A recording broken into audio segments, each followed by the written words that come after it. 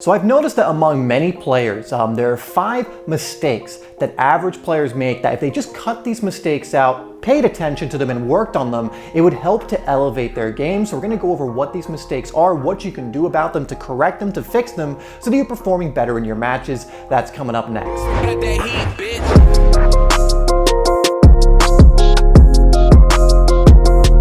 Hi there, my name is Dave and this is Simplysoccer. If you're new to the channel, where I am releasing videos every single week to help you improve your game and stand out on the pitch. Again, if you haven't gotten my free ebook Game Changer, it is going to give you 33 different ways to do exactly that. It's 50 plus pages, this free ebook. You can get it down below or go to simplysoccer.academy to get it. Now, without further ado, let's get into the very first mistake that if you take this out of your game, you work on this, it's just going to make you a much better player. And we're going in reverse order with number 5, and it's to actually brush off mistakes in the moment and then analyze them after the match. Actually, how many players have you seen? They make a mistake in the match and then they get on their own case, they beat themselves up and then take themselves out of the game. And even good players, right? You need to learn how to brush off mistakes. You can really, let it out. If you have to go, scream or whatever, that helps me. But 2, 3, 4 seconds later, your head should be back in the game, right? If you make a mistake and it takes you out of the whole game, you're not going to be an effective player. So learn to analyze your mistakes after the game and go, what can I work on, especially if you're making a mistake over and over again.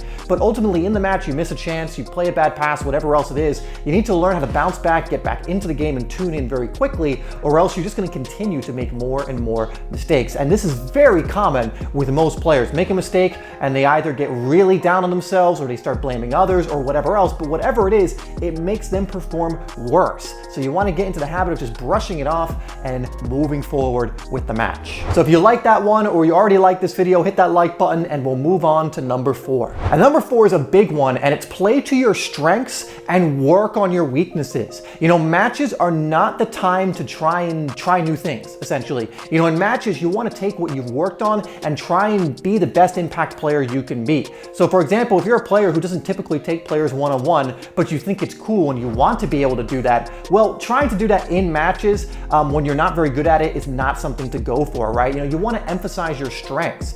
For example, if you're better just taking a touch to the side and you have a deadly finish, but you're not really good at taking someone one-on-one, then you rarely want to do that. Now, what you can do then is work on that weakness in training so that it can become a strength. But in matches, it's not the time to try and learn new things. You want to play to your strengths as much as possible. That doesn't mean you won't find yourself in a position of weakness at some point, and that's when you need to analyze your game and be like, okay, this weakness is really affecting my performance. I need to work on this. Then you work on it in training. But in actual matches, I believe, in my opinion, it benefits you only to really try and play to your strengths. And if there is a glaring weakness that's influencing your game, you need to really address that in training. In fact, let me know down in the comments, what is your biggest strength in football right now? Just answer that down in the comments below and we'll move on to number 3. Now, number 3, I just call know the tempo, and this has to do with IQ, and this is something a lot of players get wrong. It's their decision making, and a lot of players don't get a feel for when it's time to play quick,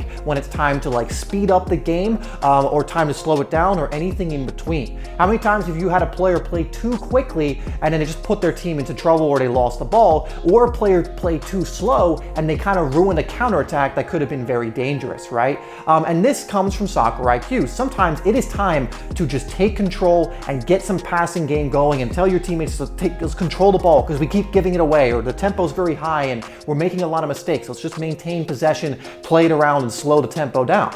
And then there are other times when, your team has a chance to counter, or maybe it's a 3-on-2 or a 3-on-3 or something. You could play it out to your winger and bam, he could run at them and there's a dangerous situation for your team in a good way.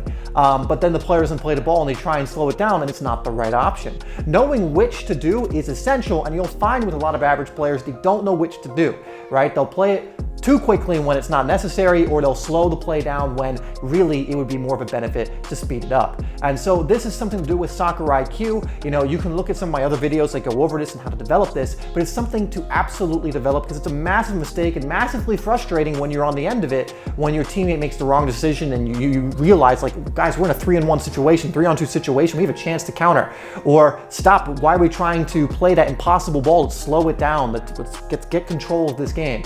It's very very important to know the difference and be able to execute the one that's going to be the better decision in the moment. Now, number 2 is take calculated risks. A lot of players that remain average is because they never take risks. Risks equal rewards. Now, some positions don't take as many risks as others, right? If you're a striker, you're going to be open to taking more risks than if you're a center back. But even so, adding certain elements to your game and taking calculated risks can just give you another dimension.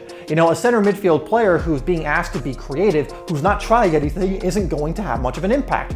Again, notice I'm saying calculated risks. I'm not saying take a risk every single time. You should not be trying to Hollywood ball, through ball every single time. You should not be taking someone one-on-one every single time unless you know you have the beating of them every single time, then take advantage of that, or shooting every single time or whatever else. But take calculated risks. Know when to take the risk and when not to. This also has to do with soccer IQ, but you'll notice with most average players, they'll never take a risk, right? They always play safe, and so they're always just looking not to make a mistake, which is good. You don't want to make too many mistakes. The higher you go up in level, you can't be making too many mistakes, but they never take the risk that can benefit their team, and in my eyes, it actually hurts you as a player. And number 1 is to stay tuned in. I mean, you may have fallen into this yourself, or maybe you know a player who does this, and they just kind of almost get distracted and they're not hooked into the match, or they're going through the motions. You want to stay present in the moment, tuned into the match, not switching off. This happens at all levels. You've probably heard commentators, oh, their right back just switched off and it allowed the winger to make that run in behind and score, right? You need to be switched on the whole game as much as you can, tuned in. Don't let your mind drift, because that's when mistakes happen. That's when the other team can punish, maybe that side of the pitch where the player is turned off. That's when you miss chances. That's when you miss opportunities to play that through ball that would have helped your team, or you don't see things. So stay tuned into the game. Do what you need to do to stay present in that moment, continually to survey the field, continue receiving data of what's going on, and stay tuned in, and you'll start making better decisions and playing better as a result. Speaking of making better decisions, guys, I recommend you watch this video next, which is going to show you how to make better decisions and faster decisions. So I'll see you over there. Thank you for tuning into this one.